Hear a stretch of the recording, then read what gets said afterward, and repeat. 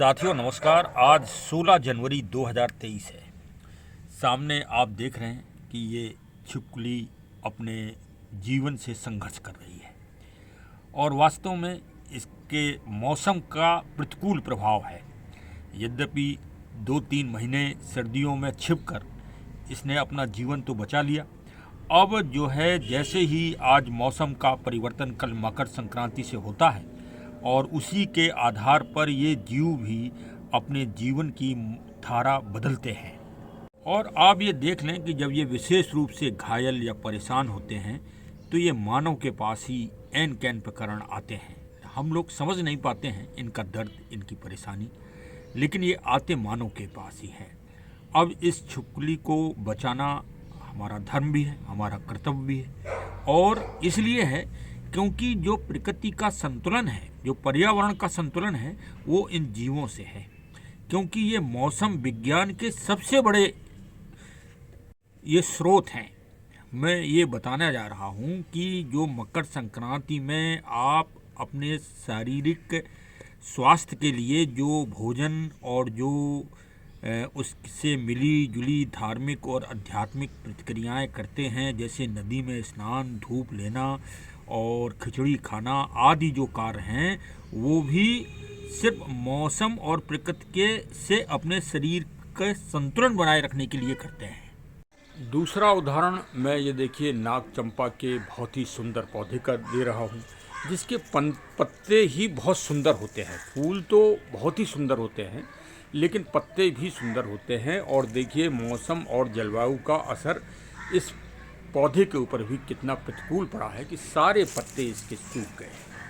अब जैसे ही प्रकृति और मौसम में परिवर्तन होगा, उसी के अनुसार इस पौधे में भी नए पत्ते और फूल आएंगे। तो एक तो ये बात मन से निकाल दीजिए कि प्रकृति, मौसम और जलवायु का, एनवायरनमेंट का असर प्राणियों, मानव के ऊपर नहीं पड़ता। कई लोग अनदेखा कर रहे हैं प्रकृति के संतुलन से, पर्यावरण के संतुलन से, और वो इस गंभीरता के बारे में कभी सोचते ही नहीं हैं। तो चाहे एक छोटा सा प्राणी हो, चाहे पेड़ पौधे हों या मानव हो, सबके ऊपर प्रकृति पर्यावरण का असर पड़ता ही है। और उसी के अनुसार आपको अपने जीवन के लिए, जीवन के स्वास्थ्य के लिए प्रकृति के अनुसार परिवर्तन करना ही होगा। यदि आप नहीं करेंगे तो इसी छिपकली के छोटे से जीव की तरह आपका भी हाल होगा। अब देखिए, मैंने इसको यद्यपि धूप में, हल्की जो धूप निकली है आज, उसमें मैंने इसको रख दिया है, और अब देखिए इसमें जीवन लौटता है कि नहीं लौटता है, एक प्रयास होगा। देखिए सच में आज मानव जीत गया। और ये देखिए छिपकली में हमने इसको धूप में रखा, इसमें जीवन आ गया। देखिए गमले के ऊपर ये चढ़ गई। जितनी देर में हमने ये ब्लॉग तैयार किया आप सबके लिए, संदेश के लिए और अपने लिए, उतने देर में इसमें शक्ति आ गई। और ये देखिए आपके सामने ही गमले में ये चढ़ गई है और इसका जीवन, मतलब एक तरह से आज प्रकृति का संरक्षण व संवर्धन हो गया। इसे मात्र एक जीव न माने, ये एक प्रकृति का बहुत बड़ा अंग है। जीवों को मारने में आनंद नहीं है, कष्ट है, और वो कष्ट आपकी आत्मा अवश्य उसकी अनुभूति करती है, लेकिन आप अहंकार में उसको नज़रअंदाज कर देते हैं। अरे जीवों को बचाने में जो वास्तव में प्राकृतिक आनंद है, उसकी अनुभूति अलग है। चलिए इस मूल आनंद से सभी लोग जुड़िए और प्रेरणा और मोटिवेशन लीजिए। बहुत बहुत धन्यवाद।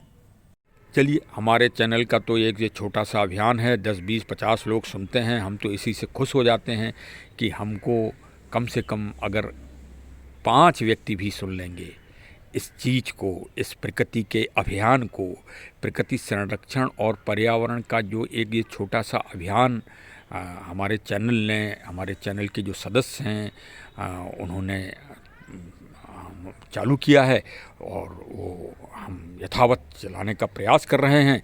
तो जो 5 लोग भी अगर सुन लेंगे इस दुनिया के, तो हम ये समझ लेंगे कि हमारा जो परिश्रम है, हमारा जो संघर्ष है, वो सफल हो गया।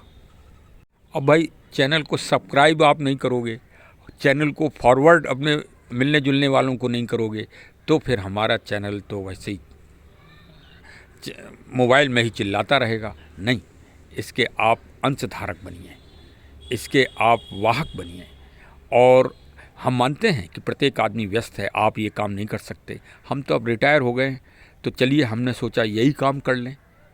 शायद आप लोगों को अगर अच्छा लगे तो प्रतिक्रिया दीजिए कमेंट के माध्यम से, और यदि इसमें कोई कमी हो तो मैं और सुधार करूँगा। अरे आप तो हमारे सहयोगी हैं, आप ही हमारे मार्गदर्शक हैं। हमको बिल्कुल जागरूक करते रहिए समय समय पे, जिससे हम और अच्छा कंटेंट बना सकें। चलिए हमारे चैनल को सब्सक्राइब करें और हमारा सहयोग करें और हमको आगे बढ़ाने में मदद करें। बहुत बहुत धन्यवाद। Thank you.